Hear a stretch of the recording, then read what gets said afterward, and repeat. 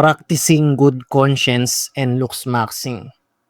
At tayo ay magsasanay ng mabuting puso at kung tayo ay naglo-looks maxing kasi hindi ito alam ng mga tagalabas na kapag naglo-looks maxing ka, kailangan ang iyong personality ay mabait.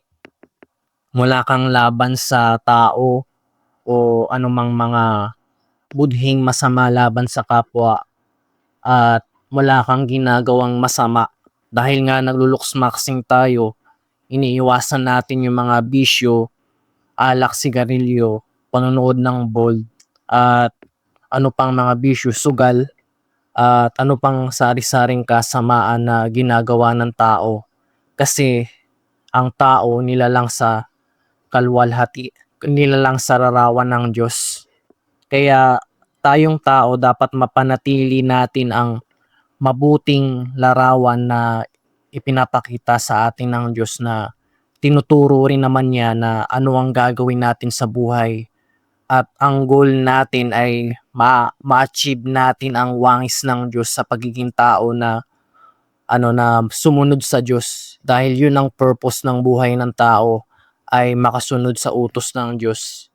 At ako ay sa mga hindi nakakaalam, ako nga pala si Park Otter, Bro April, tawagin nyo na lang akong Bro April.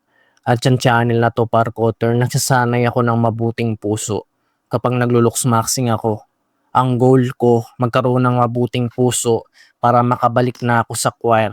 It's a challenging way na i-challenge ko yung sarili ko bilang self-improvement tapos para mapaganda ang palabas na iniisip ko yung palabas ko na parang Spider-Man na ililigtas si Mary Jane.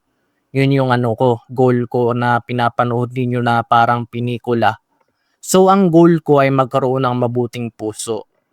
Mababasa sa Gawa 24:16 dahil nga rito lagi rin akong nagsasanay upang magkaroon ng isang budhing walang kapaslangan sa Diyos at sa mga tao. Itong sinulat ni Pablo na nasa Gawa ay nagsanay si Pablo ng mabuting budhi na walang kapaslangan sa Diyos at sa mga tao. Ibig sabihin si Pablo ay nagpa-practice siya ng self-improvement para mapalugod niya ang Diyos na ginagaya niya si Kristo. At i-explain ko sa inyo mamaya. At nag-iingat ako na baka madaya kayo mga kapatid Baka kasi may makita kayong kapintasan sa akin tapos yun yung gagawin nyo na mali. Hindi.